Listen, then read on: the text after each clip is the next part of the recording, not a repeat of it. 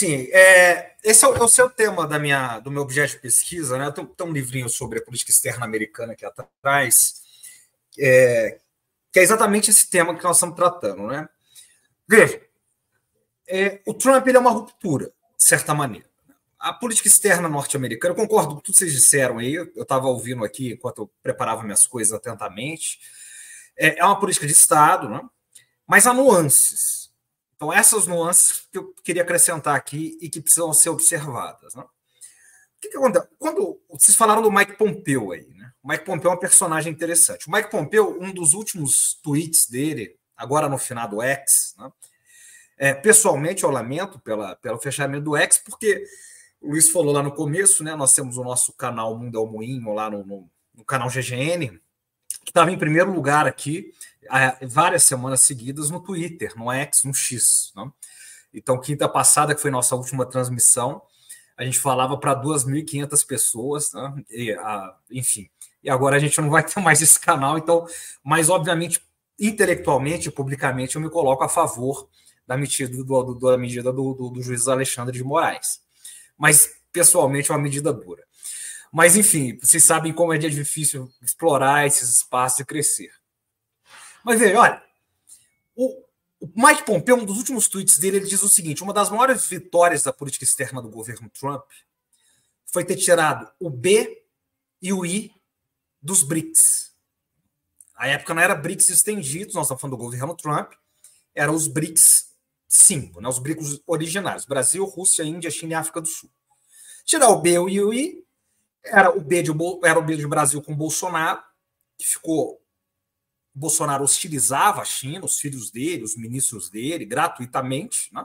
As relações comerciais, obviamente, seguem outro curso, mas politicamente nós nos afastamos da China.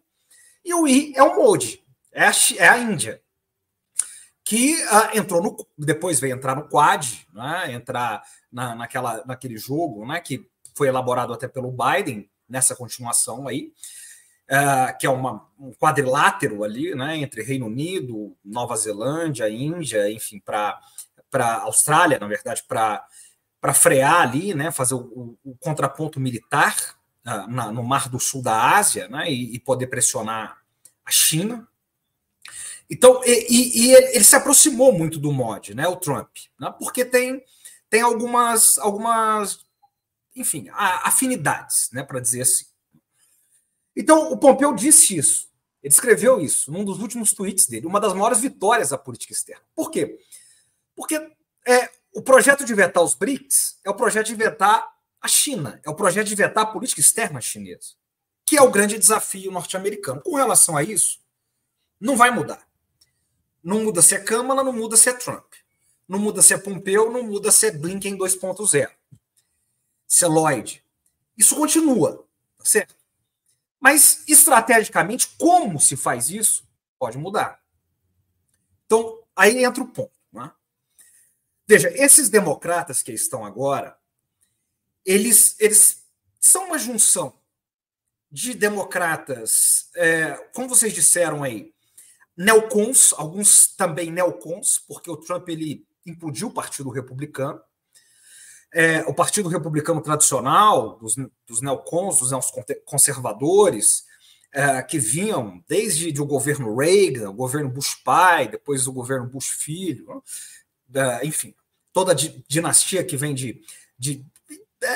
os discípulos de Rumsfeld, de Cheney,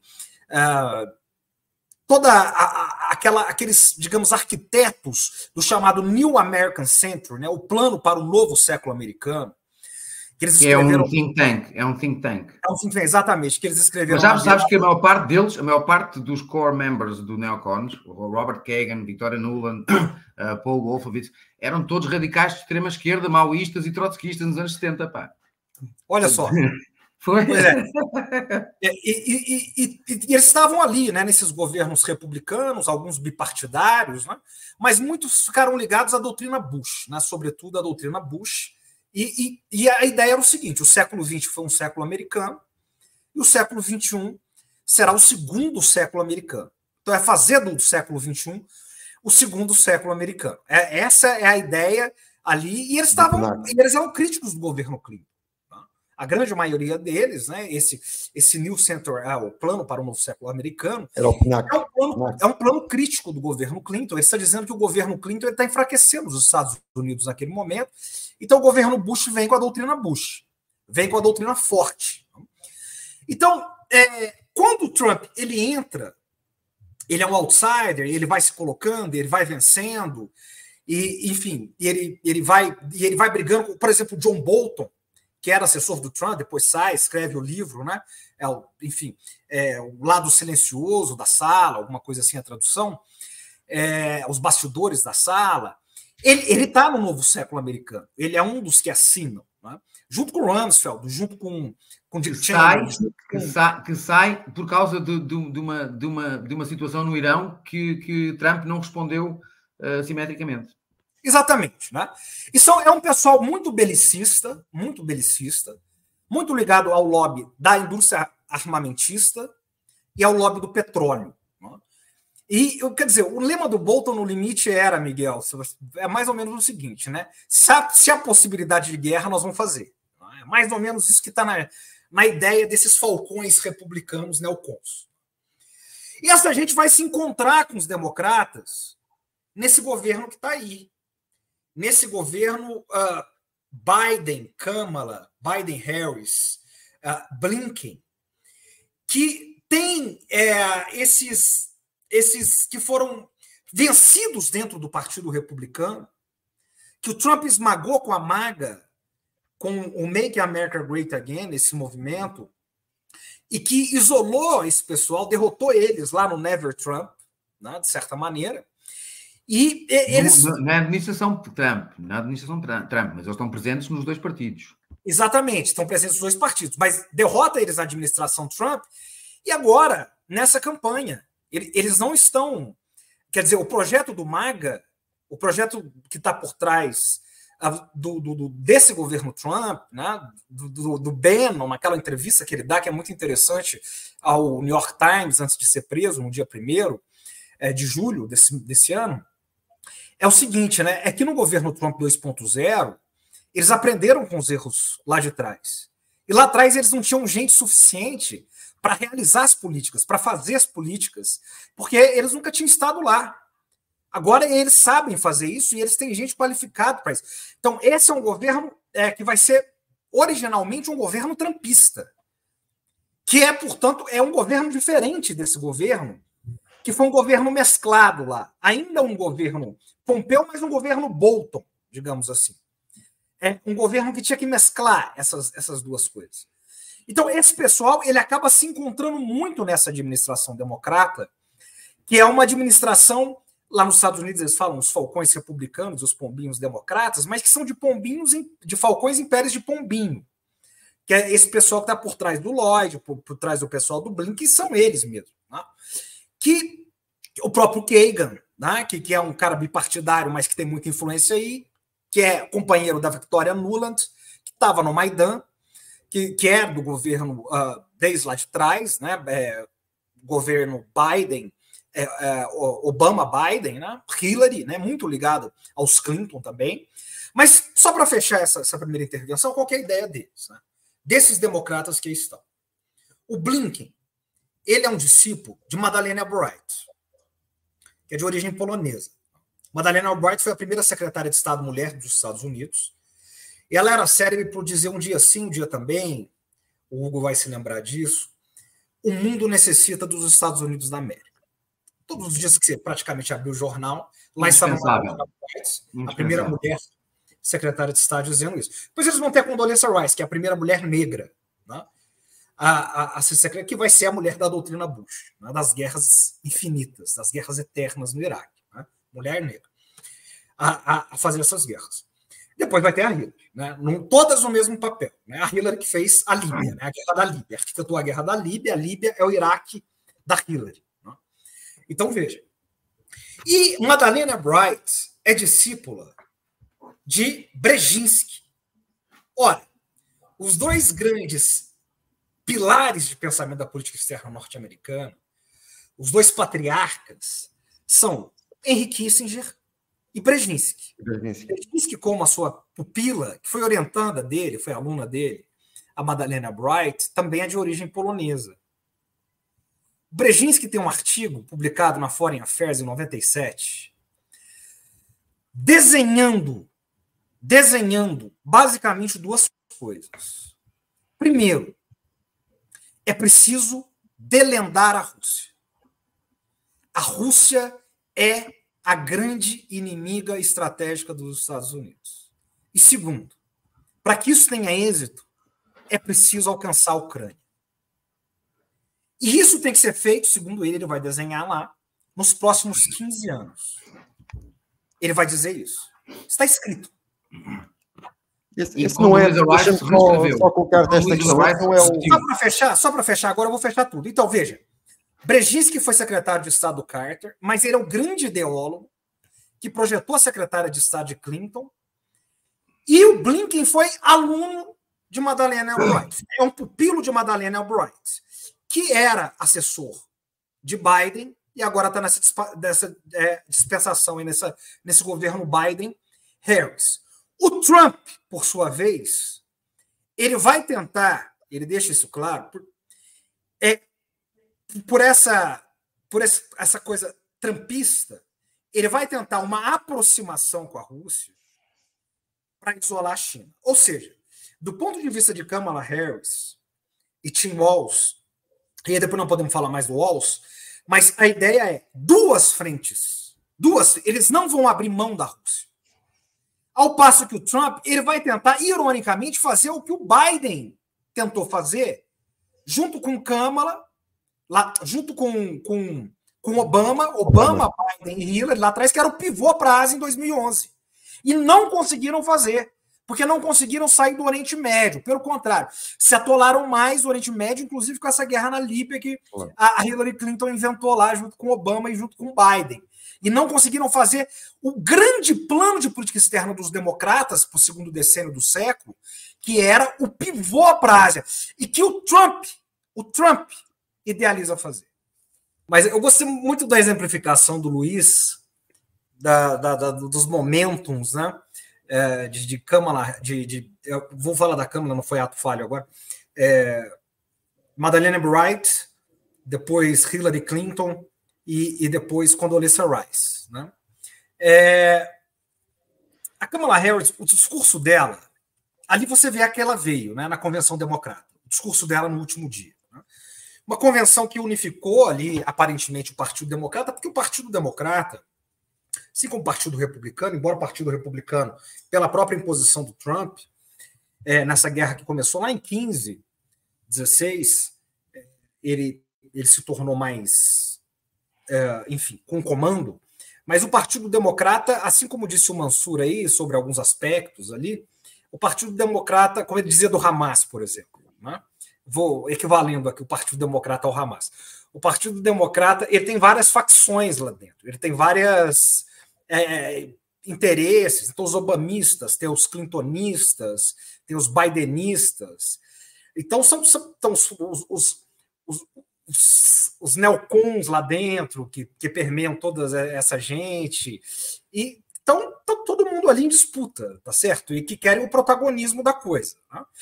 Então, ali na convenção foi muito interessante que juntou todo mundo ali, né? Juntou digamos, a matriarca ali, né? A senhora que decidiu, em última instância, né? Que foi a artífice ali para tirar o Biden da jogada e endossar a Câmara, que foi a Nancy Pelosi, né? 75 anos, a mesma geração de Biden, né? E falou: a tua vez acabou.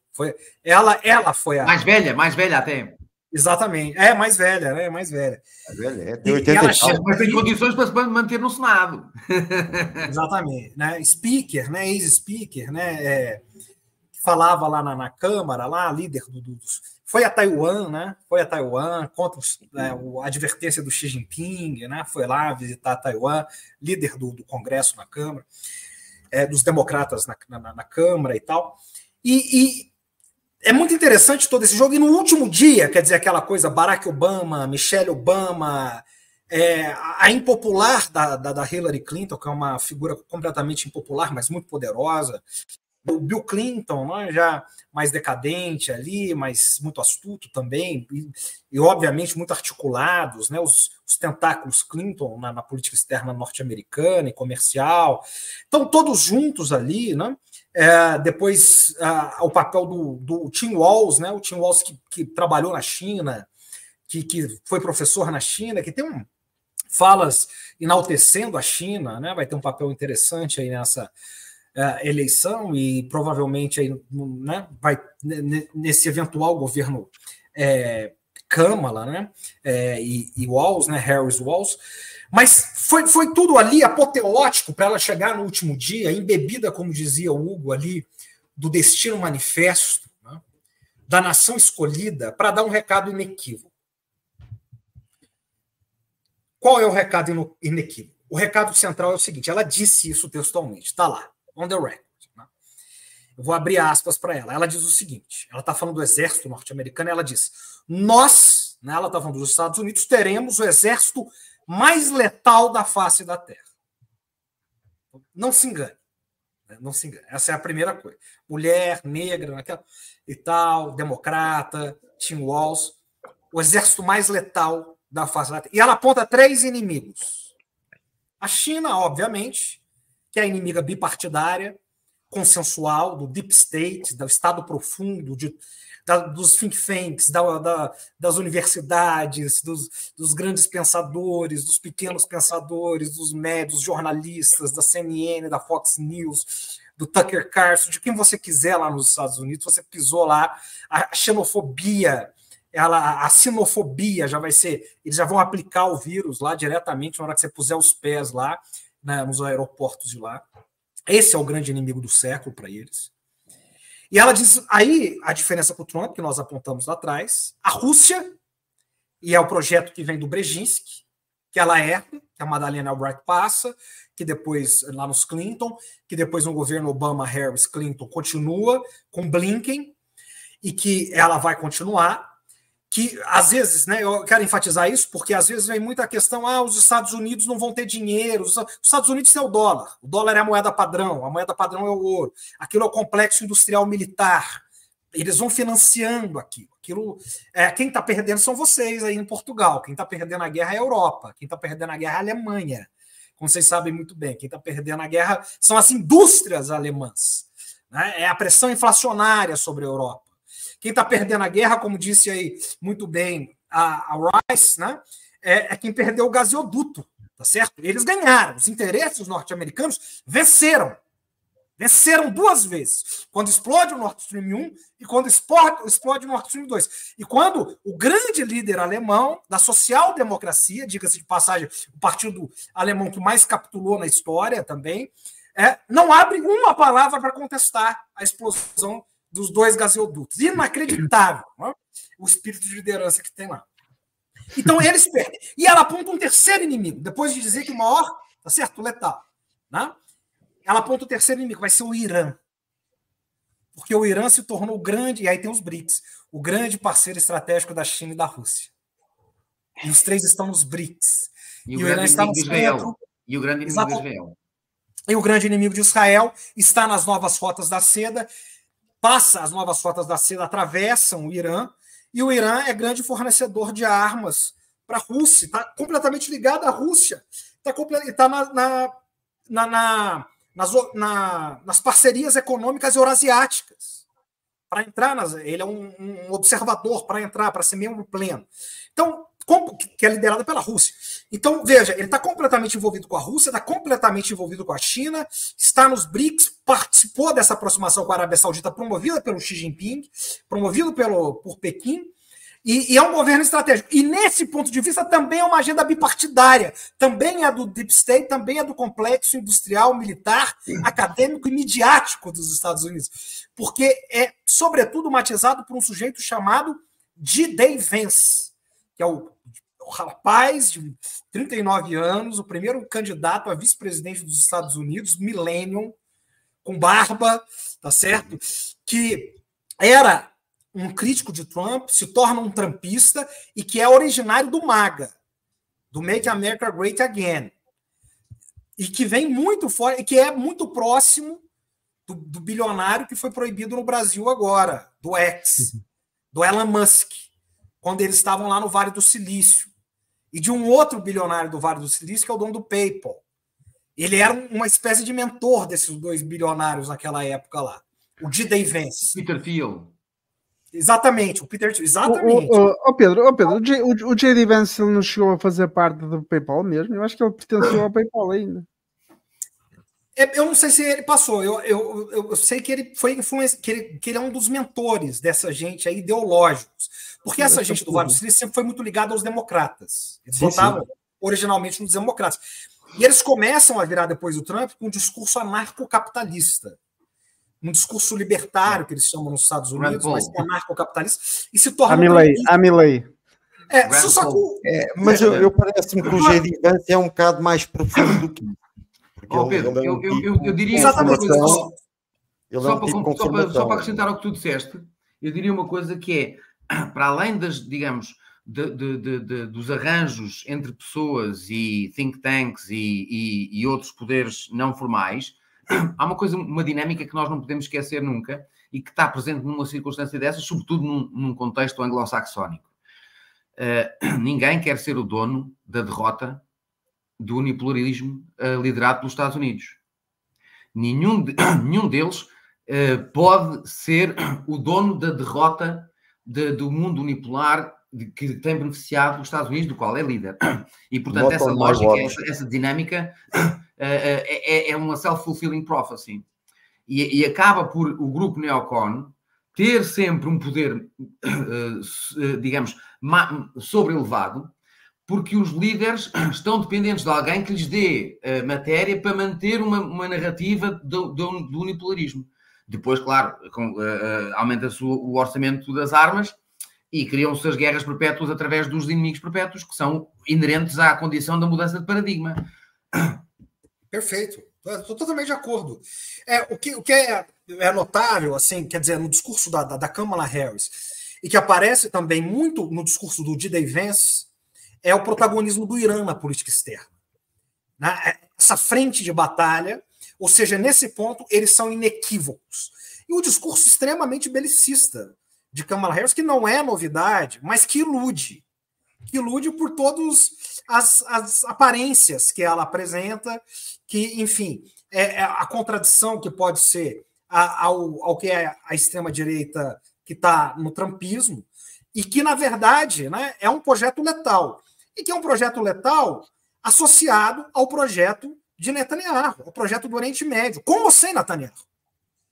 Que é o mesmo projeto. É o projeto dos Estados Unidos com Israel. Esse projeto de Israel, do Netanyahu, só é possível por causa dos Estados Unidos da América. Ele só é viável por causa dos Estados Unidos da América. É um projeto também, e sobretudo e sobremaneira, do Império, do Norte, dos Estados Unidos, seus Estados Unidos. Não há Netanyahu. Não há esse projeto. Essa guerra acaba porque a China é contra a guerra e a Rússia é contra a guerra. Quem banca a guerra são os Estados Unidos.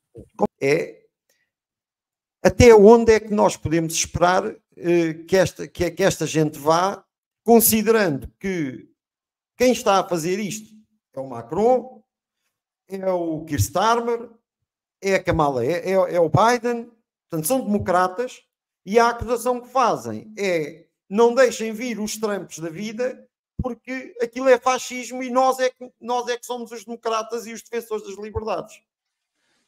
Até onde é que esta história, digamos, este medo do fascista pode conduzir ao fascismo também? O Durov, do meu ponto, do que eu tenho visto aí, das minhas avaliações, ele caiu no estratagema do Macron, né? Claro que o Macron não está isolado nisso. Isso faz parte de um estratagema com a Ursula von der Leyen e, obviamente, é aportado por Washington, né? Nada que a Casa Branca não deu aval é feito na Comissão Europeia e aí na Europa. Qualquer ideia, né? O Durov ele está tendo um movimento dos bilionários da comunicação, né? Digamos, os magnatas da comunicação, os oligarcas da comunicação estão se movimentando, os três ao mesmo tempo, né? Tanto o Durov como o Elon Musk, como o do Meta aí, né? Como é o do Meta, o do Facebook? Zuckerberg. O Zuckerberg. Né? O Zuckerberg está fazendo um movimento interessante que ele está tentando se dissociar do Partido Democrata. Então, o movimento é concomitante, veja, dos três. Né? Ele ficou muito associado ao Partido Democrata, fazendo um contraponto até com Elon Musk, e vice-versa, que é associado ao Partido Republicano. O Elon Musk está em franca campanha para o Partido Republicano, fez a entrevista agora com Trump, né, no X, no X, que teve muita audiência lá nos Estados Unidos, né, e também fora dos Estados Unidos. Até se esperava mais de audiência, mas teve bastante audiência, e também a repercussão depois é muito forte. Ele, depois que o D-Day Vance, que nós falávamos aqui, que foi lá uma espécie de ideólogo dele no Vale do Silício, foi anunciado como candidato a vice-presidente dos republicanos, declarou que iria apoiar a candidatura republicana com 45 milhões de dólares por mês até o fim da campanha. Depois sofreu pressões internas muito fortes lá dentro dos Estados Unidos e também das suas empresas, né, da Tesla, porque estrategicamente para os negócios dele, isso não é muito proveitoso, porque a maioria dos consumidores deles são democratas, porque os democratas são mais ligados à questão do consumo verde, da transição energética, né, que tem a ver com os carros elétricos que ele vende, que é a principal fonte de negócios dele. E os republicanos, né, eles não são ligados a isso, são negacionistas ambientais, não acreditam. Em maioria, né? Claro, maioria, tem as suas exceções, mas não são ligados a isso, e pelo contrário, né, eles riem disso e tal. Tem até uma expressão nos Estados Unidos que seria mais ou menos assim: o sujeito é sojado, né? É uma picape sojada. Então, ele até tentando fazer uma picape lá só que não, porque eles gostam do barulho do motor. Tem que ter o ronco do motor, tem que ter a coisa da visceral. Né? Então, ele não está conseguindo fazer a transição de consumidores, porque ele fala para os republicanos, mas vende para os democratas. E aí ele começou a sofrer pressões lá. Olha, você não pode ficar se associando dessa maneira. Eu vi agora até Enfim... O maior income da Tesla são as subvenções do governo por causa dos carros elétricos. Por isso é preciso... Não, isso é só na China. Isso é só na China. Não, nos Estados Unidos também. É? Estou a brincar. É o quê? Eu não peguei. Você falou rápido. Não, é que eu disse que o governo dos Estados Unidos subsidiava a Tesla por causa das emissões, por causa da eliminação de emissões. E o Hugo, em brincadeira, pensava que era só da China. Sim. Não, perfeito. Então, ele fechou muito com os republicanos, especialmente depois que o Vance foi associado ali na chapa trumpista, né? Que é enfim, tem muito a benção dele e a benção lá do dono do PayPal, que vocês disseram muito bem. E do lado do Zuckerberg, né, que é o outro contraponto dele nos Estados Unidos, o Zuckerberg, que fez uma meia-culpa agora, vocês viram isso aí claramente, né, essa semana, dizendo que lá atrás ele errou. Ele errou porque ele censurou tanto conteúdos anti-vax, como também lá atrás, em 2000, na campanha, né, de 19, 20, ele censurou conteúdos contra o Joe Biden, mais especificamente contra o filho do Joe Biden, o Hunter Biden, que foram capturados de um laptop dele, parece que ele tinha mandado para um concerto lá e tal, e esses conteúdos tinham vazado, que denunciavam envolvimentos dele com empresas do governo ucraniano, com privilégios de empresas do governo ucraniano, em 2014, no ano do Maidan, tem as revoluções coloridas na Ucrânia, e quando começa, de fato, né, vamos dizer assim, a guerra na Ucrânia, que tem a anexação da Crimeia. E ali começam as sanções também sobre a Rússia, sobre Putin, e começa as grandes questões, e lá está, nós citamos ela mais cedo, o governo ali, não se esqueça, Obama, Biden, e lá está Victoria Nuland, na Ucrânia, fazendo essas movimentações. E Hunter Biden, filho de Biden, envolvido em operações escusas. Tem um personagem interessante brasileiro conhecido, que é americano, conhecido no mundo inteiro, mas radicado no Brasil, norte-americano, que é o Glenn Greenwald, né? que ganhou o Pulitzer e tudo isso nos vazamentos do Snowden, mas que está tendo uma movimentação muito interessante aqui no caso do Brasil, se aproximou muito dos republicanos, dos trumpistas. E ele era democrata de esquerda. Democrata de esquerda, exatamente.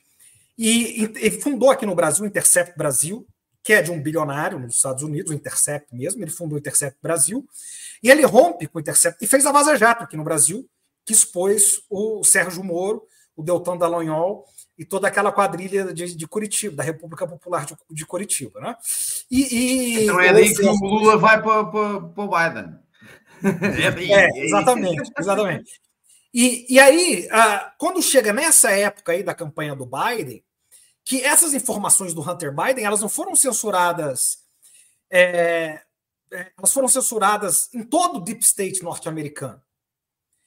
E o Glenn, ele teve acesso a essas informações do laptop do Biden e tentou publicar elas no site que ele era o diretor lá no Brasil, né, mas em inglês também, do Intercept Brasil.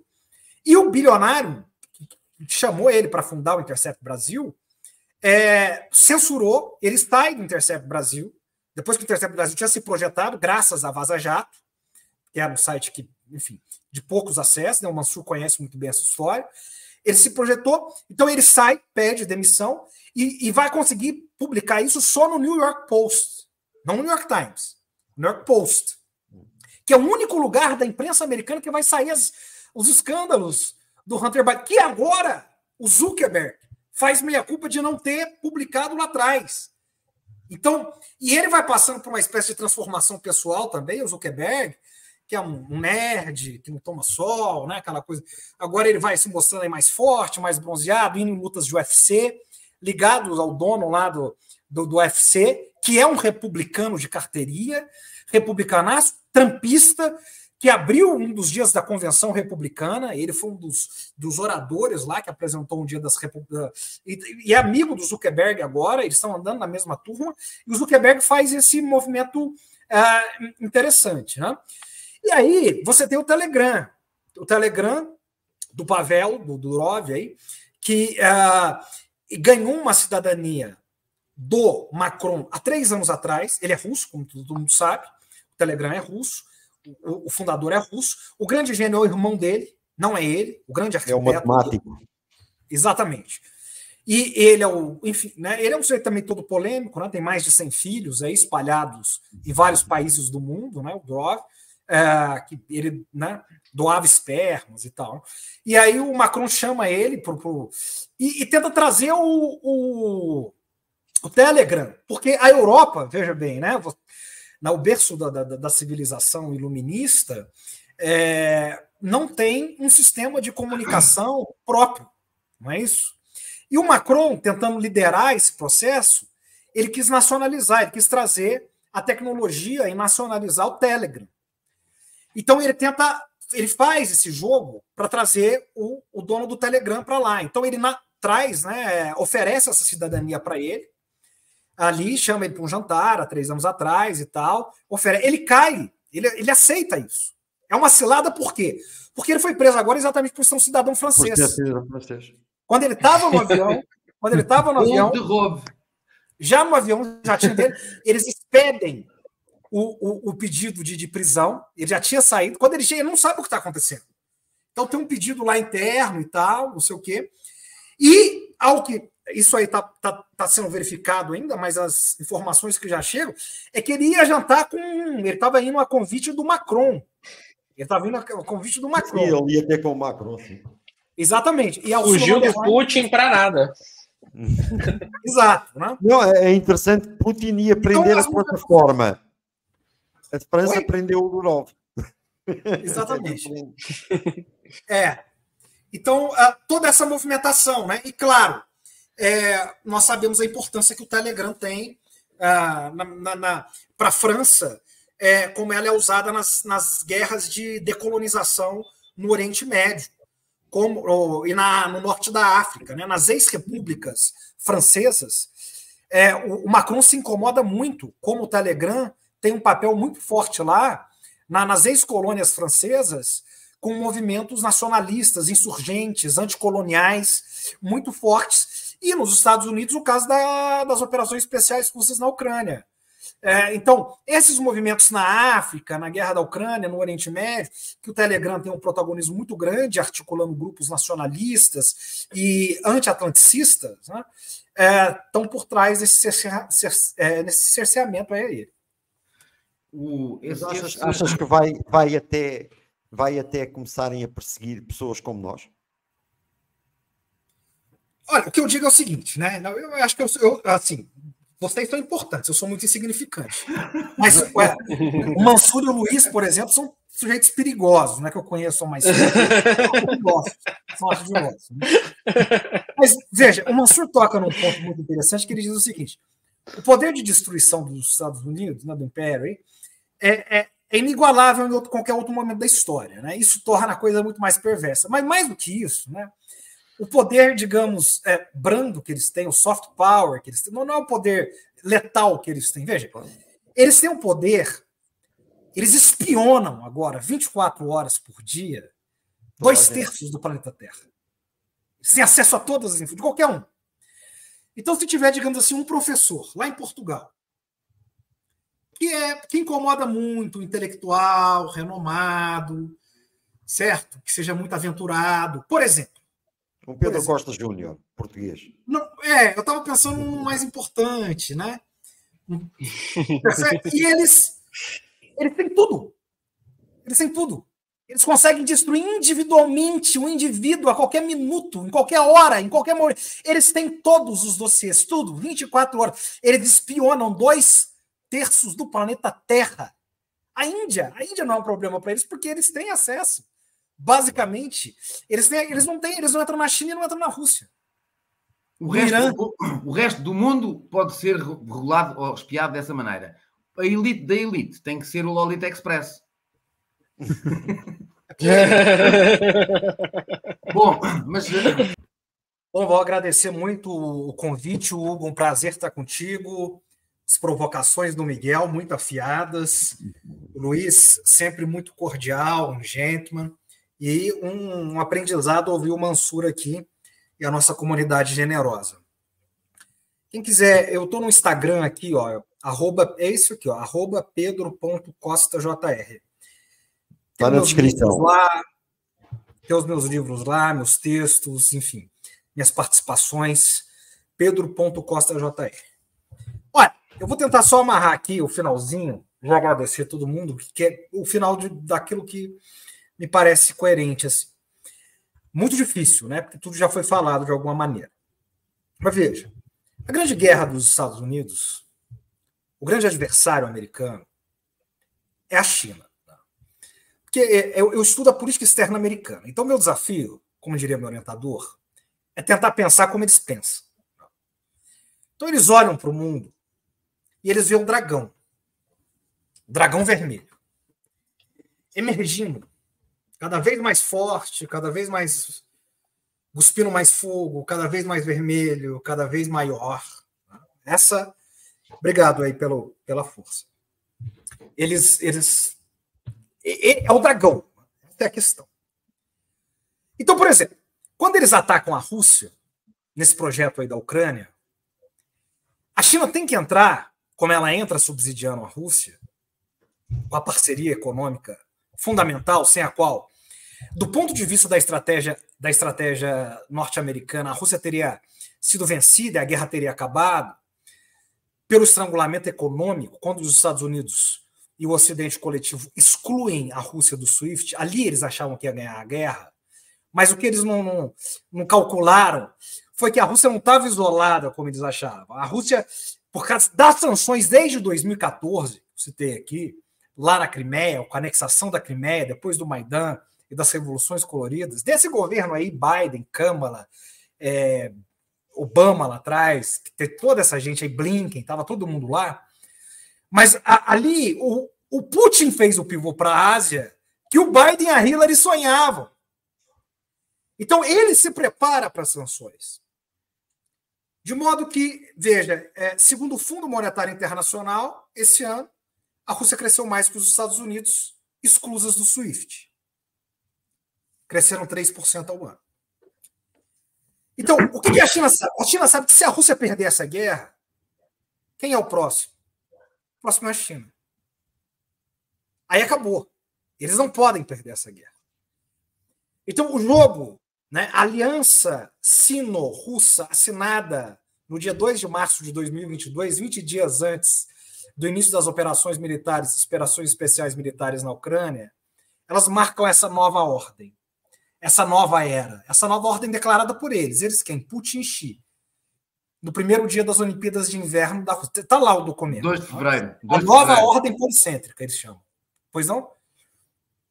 2 de fevereiro. 2 de fevereiro. Eu falei março, desculpa. É 2 de fevereiro e 22 de fevereiro, 20 dias depois. 2 de fevereiro. Então, esse é o jogo. Agora, só para fechar, de fato, né? Porque o professor, quando fala que vai fechar, é um terror, hein, Miguel? Fala que vai fechar e tem mais depois 20 fechamentos, mas esse é o último mesmo. O grande problema, e isso aí é um assunto para dar uma volta nossa, é que, do ponto de vista da inteligência norte-americana, o Luiz cita muito bem o Mearsheimer aí, que é uma das únicas vozes, umas raras vozes pensantes que sobraram lá. Eles perderam, digamos, o trem da história, o diapasão. Porque eles tinham uma política no pós-guerra, primeiro, de contenção da China, de pós-Segunda Guerra Mundial. Eles queriam conter a China. Depois, quando a China se separa da União Soviética, eles tentaram engajar, eles saem da contenção para o engajamento. É uma contenção com engajamento, que é a política do Nixon e do Kissinger. E depois, quando eles começam a olhar para a China como um possível rival, que já era anunciado nos anos 90 e se torna muito forte nos anos 2000, e eles olham para a China como um competidor, isso tardiamente, já nos anos 2000, eles não conseguem fazer o pivô para a Ásia e para a China, porque eles se atolam primeiro na doutrina Bush e depois nos anos Obama, quando eles vão fazer a guerra na Líbia, quando eles não saem do Afeganistão, quando eles não saem do Iraque. E aí, quando eles vão começar a fazer a guerra comercial e depois tecnológica em Trump, só em Trump, e continuar em Biden e elevar o status de uma guerra humanitária entre autoritarismo e democracia, aí a China já tinha feito acordo com 150 países do mundo nas rotas da seda. É mais ou menos isso.